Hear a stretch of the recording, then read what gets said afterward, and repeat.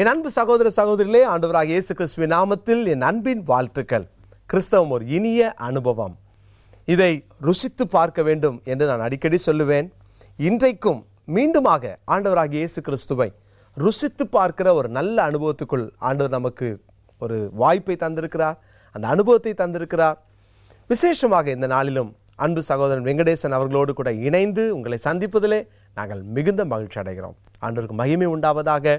பிரியமானவர்களே, இந்த நிகழ்ச்சியானது உங்கள் கேள்விகளுக்கான பதில்களையும் ஆண்டவராகிய இயேசு கிறிஸ்து சர்வ வல்லமையுள்ள தேவன் என்பதை நிரூபிக்கும் வேத வசனத்தின் அடிப்படையிலே நாம் பேசுகிற, தியானிக்கிற, உங்களுக்கு கற்றுக் கொடுக்கிற ஒரு நிகழ்ச்சி தான். எனவே நீங்கள் தெளிவாய், நீங்கள் சற்று பொறுமையாய், அமைதியாய் உட்கார்ந்து இந்த நிகழ்ச்சியை பாருங்கள். நிச்சயமாகவே உங்களுக்கு பிரயோஜனமாக இருக்கும். இந்த நிகழ்ச்சியினுடைய முடிவிலே உங்களுக்காக நாங்கள் ஜெபிப்போம். ஆண்டவர் தாமே உங்கள் ஒவ்வொருவரையும் ஆசீர்வதிப்பாராக. நிகழ்ச்சிக்கு போவோமா? அண்ணே, பிரைஸ் தி லார்ட். இன்னைக்கு நம்ம பேச போகிற ஒரு காரியம் விசேஷமாக கிறிஸ்தவர்களுக்கு கூட அது கொஞ்சம் ஒரு ஒரு சின்ன பெயினாக இருந்தாலும், ஆனால் உண்மை அப்படின்னா, சிலர் நம்மளை பார்த்து ஒரு கேள்வி கேட்குறாங்க. என்னென்னா, இயேசு கிறிஸ்து போதித்தவைகளையே கிறிஸ்தவர்கள் இன்னைக்கு பின்பற்றலை அப்படின்னு. பட் அவங்க கேட்குறது வேறு. என்னென்னா, தேவனை தானே அவர் வணங்க சொன்னார், ஏன் நீங்கள் அவரை வணங்குறீங்க அப்படின்றாங்க. காமனாக அப்படி எடுத்து ஒரு சாதாரண ஒரு வாதத்துக்காக வச்சா கூட இன்றைக்கி அநேக கிறிஸ்தவர்கள் செய்கிற சின்ன சின்ன தவறுகள் அல்லது பெரிய தவறுலாம் இருந்தாலும் தவறு தான்.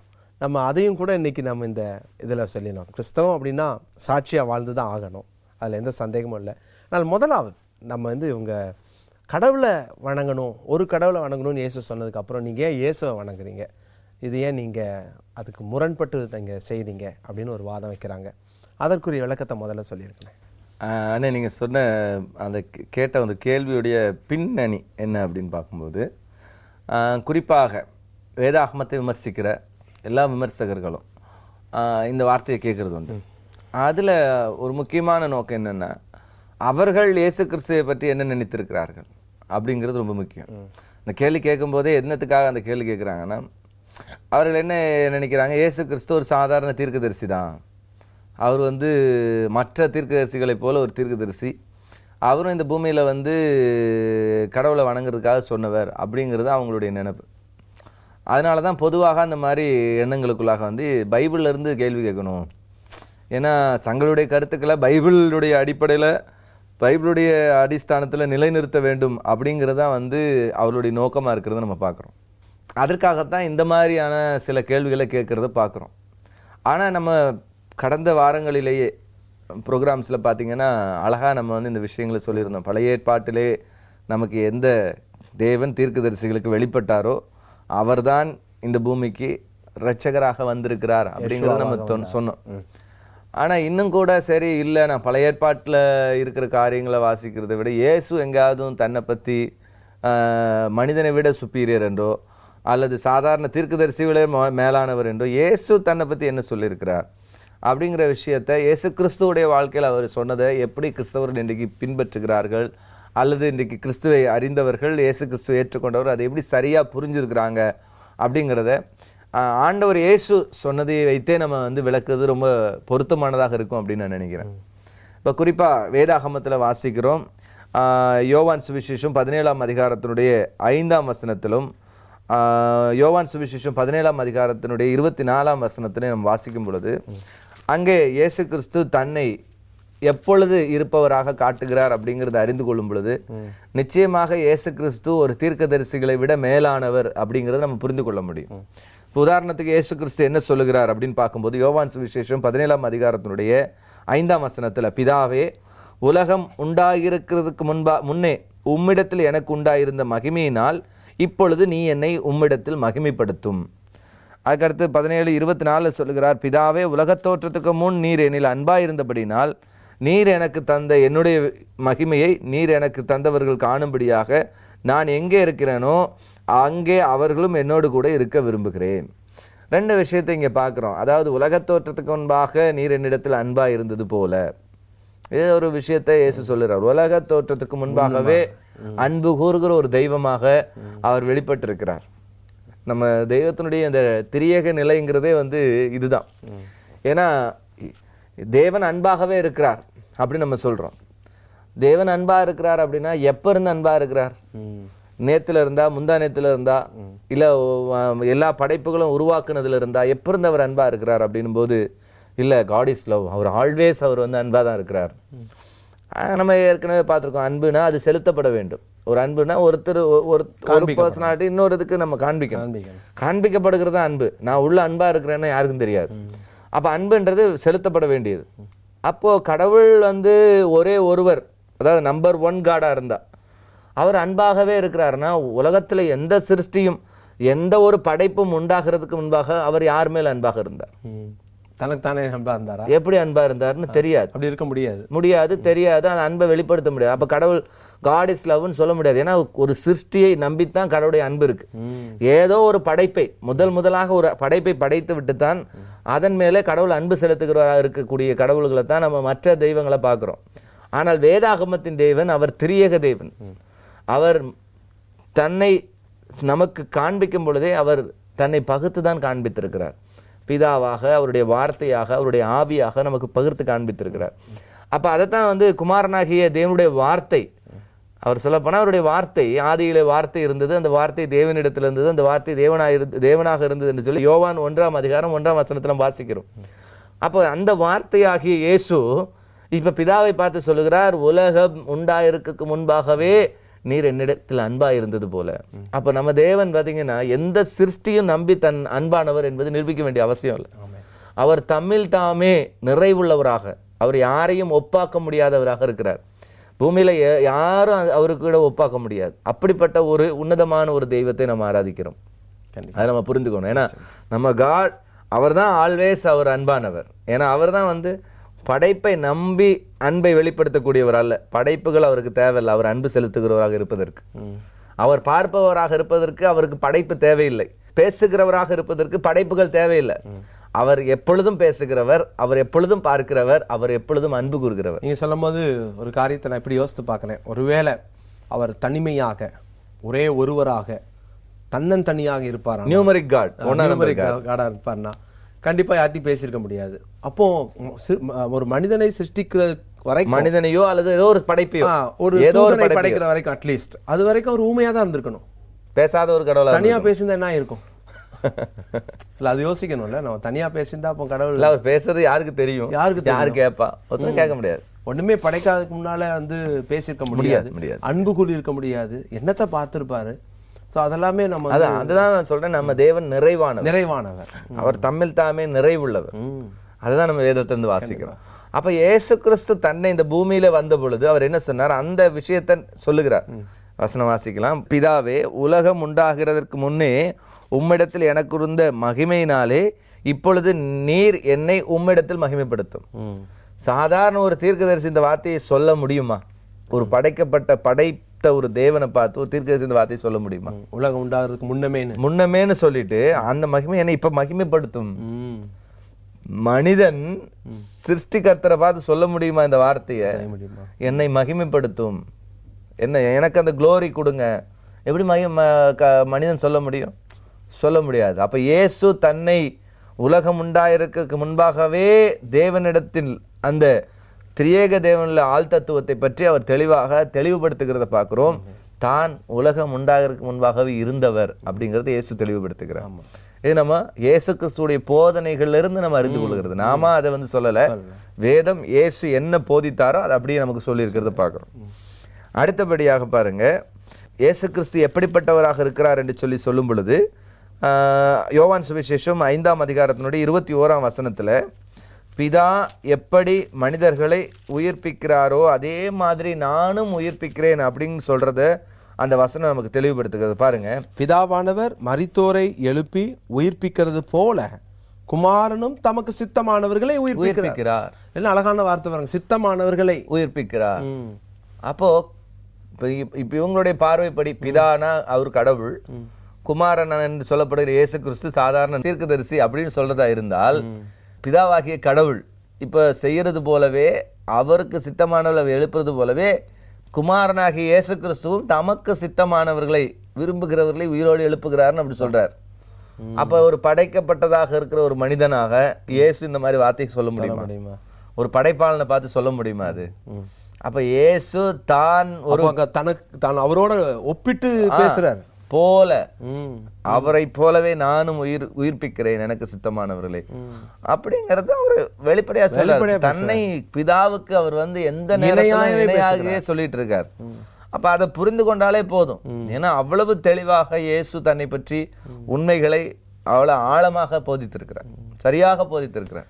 இல்லை, இவ்வளோ ஒரு அழகான காரியங்களாக வச்சுட்டு இயேசு நான் தான் கடவுள்னு பைபிளில் எங்கே அது இருக்கான்னு தேடும்போது அது ஆச்சரியமா இருக்கு. வசனம் இன்னும் அதோட நிறுத்தலானே. ஏன்னா இன்னும் அழகா வசனத்துல ஒன் பை ஒன்னா நம்ம உள்ள போகும்போது தான் இயேசுடைய அந்த மகிமை எப்படிப்பட்டது அப்படின்றத நம்ம தெரிந்து கொள்ள முடியும். சும்மா மேலோட்டமா பார்க்கும்போது நுனிப்புல் மேயறதுன்னு சொல்லுவாங்க. நம்ம இந்த நுனிப்புல் மேயும் போது தான் பாத்தீங்கன்னா அவரை சாதாரண ஒரு தீர்க்கதரிசி தான், அவர் சாதாரண மனுஷன் தான் அப்படின்லாம் சொல்றது பாக்குறோம். அவர் வந்து சாப்பிட்டாரு, தூங்கினாரு, படுத்து உறங்கினாரு, இப்படிலாம் சொல்றதை பார்க்குறோம். அவர் மனிதனாக வரும்போது இதெல்லாம் செஞ்சார். அவர் தேவனாக அதெல்லாம் அவருக்கு தேவையில்லை. நம்ம கடவுள் தூங்க மாட்டார், அவர் வந்து பசிக்காது, அவருக்கு எதுவுமே செய்யாது. அப்போ அவர் பூமிக்கு வரும்போது அவர் கடவுளா வந்தார். ஆனால் கடவுளா வரல, அவர் சாதாரண மனுஷனாக அந்த பூமிக்கு வந்து அந்த மகிமை கிளைம் பண்றாரு. அதுதான் அப்போ சொல்லும் பொழுதுதான் அவர் தன்னை யார் என்று அவர் வெளிப்படுத்துகிறார். இன்னும் குறிப்பாக இன்னும் வசனம் இருக்கு பாருங்க, யோவான் சுவிசேஷம் 5ஆம் அதிகாரத்தினுடைய 22ஆம் வசனம். அவர் என்ன சொல்லுகிறாருன்னு பாருங்க, பிதாவை கனம் பண்ணுகிறது போல எல்லாரும் குமாரனை கனம் பண்ணும்படிக்கு பிதாவானவர் தாமே ஒருவருக்கும் நியாயம் தீர்ப்பு செய்யாமல் நியாய தீர்ப்பு செய்யும் அதிகாரம் முழுவதையும் குமாரனுக்கு ஒப்பு கொடுத்திருக்கிறார். ஹானரியே யோசிச்சு பாருங்க, எவ்வளவு ஒரு அற்புதமான வார்த்தை இயேசு சொல்லியிருக்கிறார். இப்போ சாதாரண ஒரு மனிதனோ அல்லது ஒரு தீர்க்கதரிசி இப்படி சொல்ல முடியுமா? எப்படி பிதாவை நீங்கள் கனம் பண்ணுகிறீர்களோ, கடவுளை நீ எப்படி கனம் பண்ணணும்னு நினைக்கிற, ஒருவேளை உங்களுடைய பாஷைப்படி அல்ல உங்களுடைய மொழியின்படி சொல்லுறதா கடவுளை எப்படி மகிமைப்படுத்துறோ அப்படி இயேசு கிறிஸ்துவை நீ மகிமைப்படுத்த வேண்டும். அவரை சாதாரண தீர்க்கதரிசி லெவலுக்கு லோவா இறக்கிட்டு நானும் இயேசுவை மதிக்கிறேன், இயேசுவை நாங்க வந்து ரொம்ப உயர்த்துறோம் அப்படின்னு சொன்னீங்கன்னா அவரை நீ கேவலப்படுத்துறேன்னு அர்த்தம். அவர் ஒரு சிலர் வந்து இயேசு வந்து வந்து படைக்கப்பட்டவர்னு சொல்றாங்கன்னா அவரை கேவலப்படுத்துறேன்னு அர்த்தம். அப்ப நீ அவரை எந்த அளவுக்கு உயர்த்தணும்? வேத வசனத்தின்படி பிதாவை எப்படி கனம் பண்ணுகிறீர்களோ அப்படி குமாரனையும் கனம் பண்ணும்படிக்கு. அதுல என்ன ஒண்ணு அந்த அடுத்த வசனம், அடுத்த பகுதி பாருங்க, பிதாவானவர் தாமே ஒருவருக்கும் நியாய தீர்ப்பு செய்யாமல், அந்த நியாய தீர்ப்பு செய்வதை இயேசு கிறிஸ்துவுக்கு கொடுத்திருக்கிறார். அப்ப உலகத்தை நியாயம் தீர்ப்பவர் இயேசு கிறிஸ்து அப்படிங்க பாக்குறோம். இப்ப நியாய தீர்ப்பு நாளின் அதிபதி அப்படின்னா அவர் இயேசு கிறிஸ்து. அவர் தான் உலகத்தை நியாயம் தீர்க்கிறவர். அந்த கணத்தை கொடுக்கலன்னா அவங்களுக்கு நியாய தீர்ப்பு உண்டு. அப்ப இந்த வசனங்கள் இன்றைக்கு கேட்டு, இந்த வசனங்கள் வந்து இவர்களை சொல்றாரு, இந்த வசனங்கள் உங்களை நியாயம் தீர்க்கும். ஏன்னா இன்னைக்கு கேட்டாச்சு இந்த வசனத்தை, தப்பிக்க முடியாது யாரும். இந்த வசனத்தை கேட்டதுக்கு அப்புறம் நியாய தீர்ப்புல போய் நிக்க முடியாது. தேவனுக்கு முன்பாக குற்றவாளிகளா நிக்க வேண்டியிருக்கும். இயேசு யார் என்பதை தெளிவாக அறிந்து கொண்ட பிறகு மனம் முரண்டு பிடித்து தங்களுடைய பொய்களை நிலைநிறுத்துவதற்காக இன்னும் வந்து அவங்க பொய் சொல்லி கொண்டிருப்பார்கள் என்றால் நியாய தீர்ப்பு கடுமையானதாக இருக்கும். ஏன்னா வேதம் தெளிவா சொல்லுது, நியாய தீர்ப்பானது அந்த நாள்ல எந்த ஒரு எக்ஸ்கியூஸும் அங்க கிடையாது. அங்க யாரும் பரிந்து பேச முடியாது, எந்த மனிதனும் அங்க பரிந்து பேச முடியாது. பரிந்து பேசுறதெல்லாம் இங்க இருக்கு, இன்னைக்கு பேசிக்கலாம். நான் வந்து மற்றவர்களுக்காக பரிந்து பேச முடியும், ஆனால் ஒரு நாள் ஒன்று வருகிறது அன்றைக்கு யாருக்கும் பரிந்து பேச முடியாது. பரிந்து பேச முடியாத ஒரு நாள், அந்த எந்த மனுஷனும் இவங்க எந்த மனிதனை நம்புகிறார்களோ பரிந்து பேசுவார்கள் என்று அந்த மனிதனும் பரிதபிக்கப்பட்ட நிலையில இருப்பான். அதான் வேதம் சொல்லுது. யாரை நீங்க நம்பி நிக்கிறீங்களோ அந்த மனிதனுடைய நிலைமையும் பரிதாபமா இருக்கும். அப்படி இருக்கும்போது அந்த நியாய தீர்ப்பை குறித்த ஒரு பயங்கரமான ஒரு அச்சுறுத்தலோடு கூட நம்ம இந்த பூமியில வாழ்றது ரொம்ப முக்கியமான விஷயம். ஏன்னா அந்த நியாய தீர்ப்பினாலுடைய அதிபதியாக இயேசு கிறிஸ்து இருக்கிறார். இதனாலதான் சிலர் இந்த மாதிரி வசனத்துக்கெல்லாம் பயந்துகிட்டு என்ன செய்யறாங்க, நரகம் கிடையாது தப்பிச்சுக்கிறதுக்காக, அதுதான் நரகம் கிடையாது, காணாம போயிருவோம் இப்படிலாம் சொல்றத பாக்குறோம். ஏன்னா பைபிள் இல்லாத வசனத்தை இவங்களாவே அது வந்து நரகம்னா குப்பை தொட்டி, அதுல வந்து போட்டா குப்பையெல்லாம் எரிஞ்சு போயிடும், அதெல்லாம் வந்து கடவுள் வந்து யுக யுகமா எரிப்பாரா நரகத்துல எல்லாம் போட்டு, அவர் அன்பானவர் தானே, அவர் அன்பானவர் தான், ஆனால் அதே நேரத்துல அவர் நீதியுள்ள நியாயாதிபதி. அவர் இவ்வளோ காலங்கள் நமக்கு வந்து சொல்லி கொடுத்து நம்ம செய்யாத போது நித்தியமாக அவன் நரகத்துல போடுறாரு. ஆனால் அதுலயும் பாருங்க, அதாவது மனிதர்களை கொண்டும் வந்து பிசாசை கொண்டும் நான் நரகத்தை நிரப்புவேன் அப்படின்னு சொல்றது கடவுளுடைய வார்த்தையா இருக்க முடியாது. ஏன்னா கடவுள் வந்து பைபிள் அப்படி சொல்லலை. பைபிள் என்ன சொல்லியிருக்குன்னா, அது பிசாசுகளுக்கும் அவனுடைய தூதர்களுக்கும் உண்டாக்கப்பட்ட நரகத்துல தான் மனுஷங்களை வந்து போடுறார். பிசாசு இழுத்துட்டு போறான். நமக்கு ஆக ஒரு நரகத்தை ஆண்டவர் படைக்கவே இல்லை. மனிதனை போட்டு அவனை கேவலப்படுத்தணும் அல்லது அவனை நரகத்துல வேதனைப்படுத்த வேண்டும் என்பது ஆண்டவருடைய சித்தம் அல்ல. ஆனால் அவன் வீம்புக்கு அவனே போய் விழுகிறான். அவனே பிசாசனுடைய சத்தத்துக்கு செவி கொடுத்து பிசாசனுடைய வார்த்தைகளுக்கு கீழ்ப்படிஞ்சு அவன் அந்த செயல்பாடுகளுக்கு போகும் பொழுது நரகத்துக்கு அவன் போறான். பிசாசு கொண்டு வந்து அந்த தப்பான வார்த்தைகளை இருதயத்துல போடும்போது அவன் அதுக்கு கீழ்ப்படுகிறான். ஏன்னா வசனம் சொல்லுது 2 கொரிந்தியர் 11:3-4 வாசிக்கும் போது, சர்ப்பமானது ஏவாளை வஞ்சித்தது போல உங்கள் மனதும் கிறிஸ்துவின் உண்மை நின்று பிரிக்கப்படுமோ என நான் பயப்படுகிறேன். கிறிஸ்துவின் உண்மை நின்று என்ன? கிறிஸ்துவின் உண்மை அவர் யார் என்பதை அறிந்து கொள்ளாதபடிக்கு அவருடைய மனங்கள் முரண்டாட்டம் பிடிக்கும்படியாக அவன் மாற்றி வஞ்சித்து போடுகிறான்னு சொல்லி வேதம் சொல்லுகிறது. வஞ்சிக்கிறான். ஏன்னா எப்படி? அவர் வந்து படைக்கப்பட்ட வஸ்து, அவர் வந்து சாதாரண தீர்க்கதரிசி, அவர் சாதாரண மனிதர், இப்படி ஒரு கூட்டம் நம்பினாங்க. யூதர்கள் அவர் சாதாரண மனிதர் அப்படின்னாங்க. இப்படி ஒவ்வொரு இடத்திலும் பாருங்க, கிறிஸ்துவனுடைய உண்மையை அவர்கள் புரிந்து கொள்ளாதபடினாலதான் இன்றைக்கு வந்து பாத்தீங்கன்னா வேத வசனம் அவர்களுக்குள்ள நிறைவேறக்கூடியதாக இருக்கிறத. பிசாசுக்காக படைக்கப்பட்ட நரகத்துக்கு ஜனங்கள் ஆயத்தப்படுத்துறதுக்காக அவன் பாருங்க வஞ்சிக்கிறான், சூழ்ச்சி செய்யறான், ஏமாத்துறான். அப்ப வேத வசனத்தின்படி அவர் பிதாவினுடைய கனத்தை குமாரனுக்கும் செலுத்த வேண்டும் என்பதை அவர் கிளைம் பண்ணார். கடவுள் சொன்னாரான தெளிவா சொல்லியிருக்கிறார். இதோட வேற என்ன வேணும்? அதான் வசனம் தொடர்ந்து பாருங்க, இன்னும் இருக்கு. அதாவது மார்க்கு சுவிசேஷம் 2ஆம் அதிகாரத்தினுடைய 11ஆம் வசனத்தை நம்ம வாசிக்கலாம். 5-11 வரைக்கும் பாருங்க. அங்கே இயேசு கிறிஸ்து அவர்கள் விசுவாசத்தை கண்டு திமிர்வாதக்காரனை நோக்கி, மகனே உன் பாவங்கள் உனக்கு மன்னிக்கப்பட்டது என்றார். அப்ப அங்கிருந்த வேதபாரல சிலர் வந்து டக்குன்னு என்ன கேட்கிறாங்க, இவன் இப்படி தேவதூஷணம் சொல்லுகிறது என்ன? தேவன் ஒருவரையே அன்றி பாவங்களை மன்னிக்கத்தக்கவர் யார்?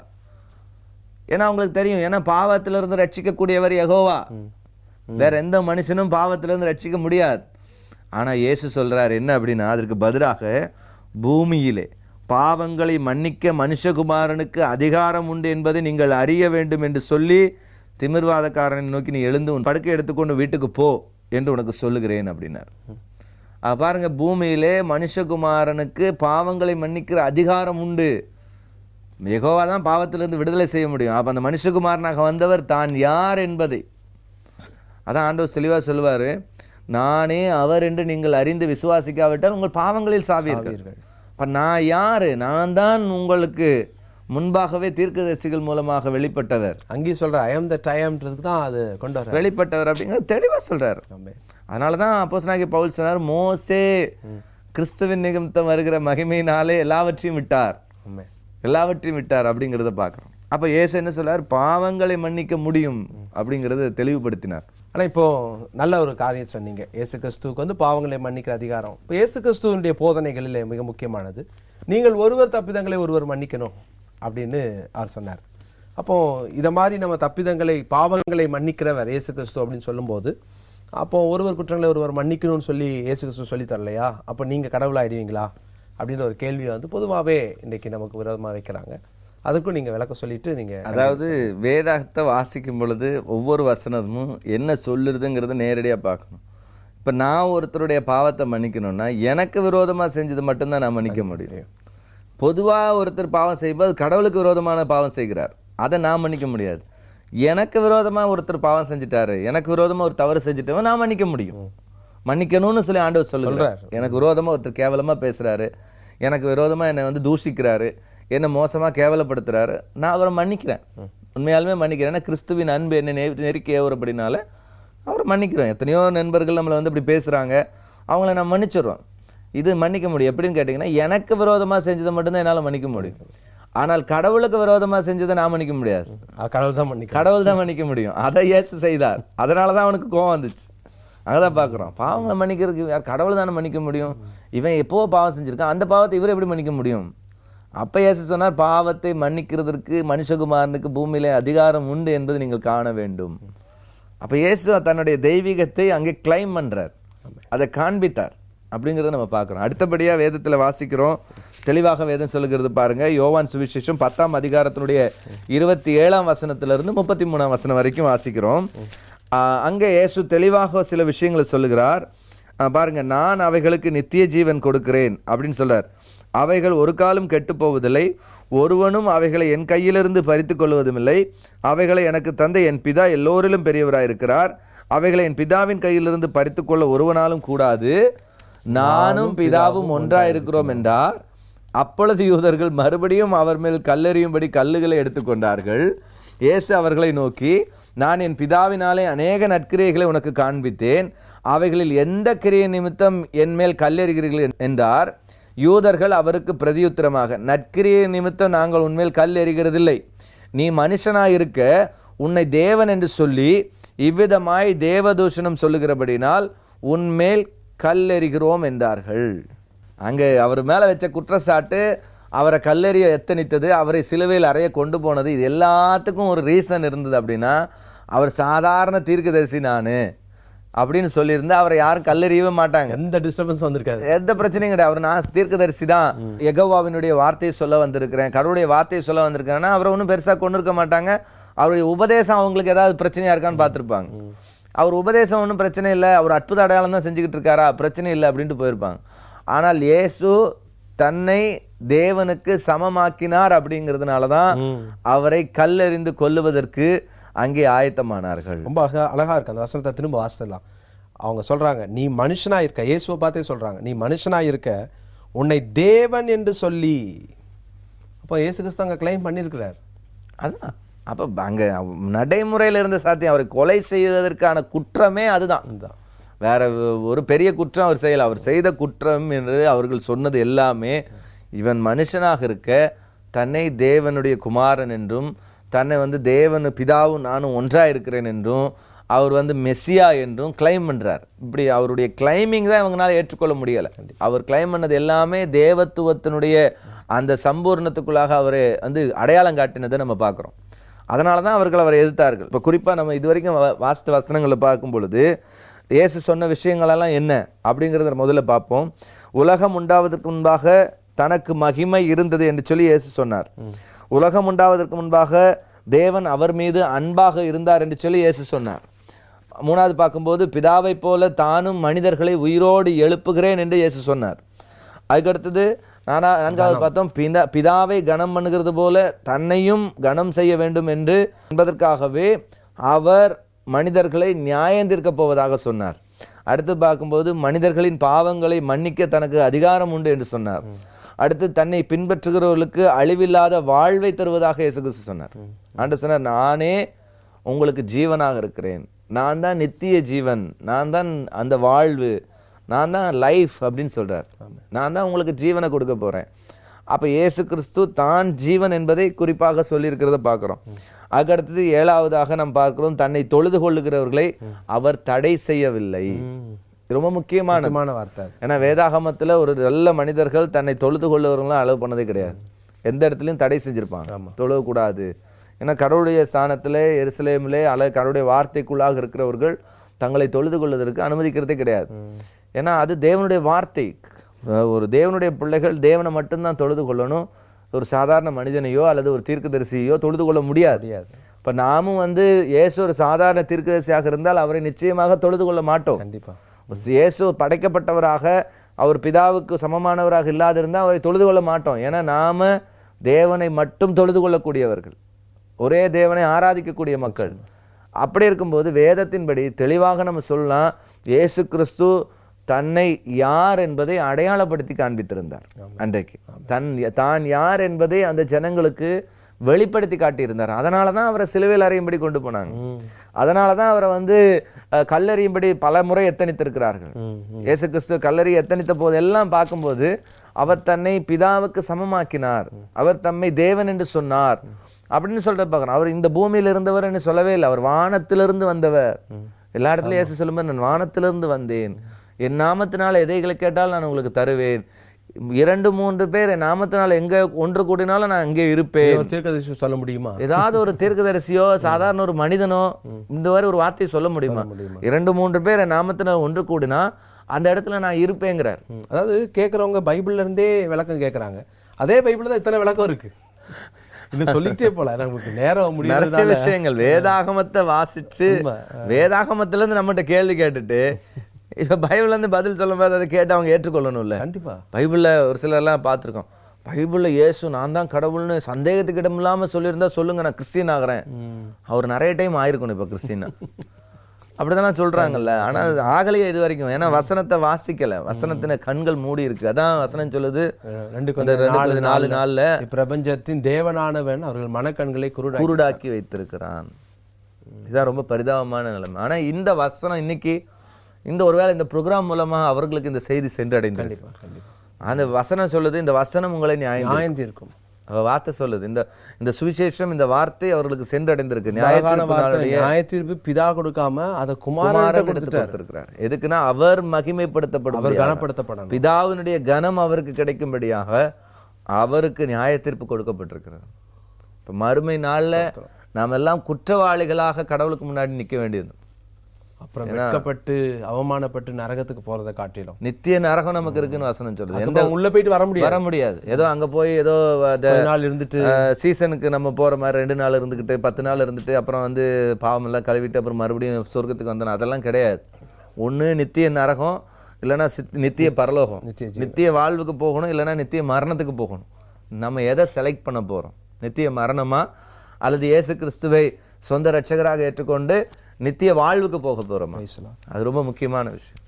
அற்புதமான விளக்கம், உண்மையாகவே ஒரு எச்சரிக்கையான வார்த்தை அப்படின்னு கூட சொல்லலாம். ஆண்டவர் நிச்சயமாக இந்த நாளில் நீங்கள் சொன்னது போல் இந்த ப்ரோக்ராம் மூலமாக அநேகரோடு கர்த்தர் பேசி கொண்டிருக்கிறார். என் அன்பு சகோதர சகோதரிகளே, ஆண்டவராகிய இயேசு கிறிஸ்து திரும்ப வருவார். நியாயாதிபதியாய் அவர் வரப்போகிறார், நியாயம் தீர்க்க வரப்போகிறார். இன்றைக்கு ஒரு நல்ல வாய்ப்பை தருகிறார். கேட்பீங்களா? ஆண்டவரே, உம்முடைய ரத்தத்தினால என்னை கழுவும், உம்மை நான் கடவுளாக நான் ஏற்றுக்கொள்கிறேன், என் ஆண்டவராகிய இயேசு கிறிஸ்துவை நீர்தான் என் தேவன் என்று நீங்கள் சொல்ல முடியுமா?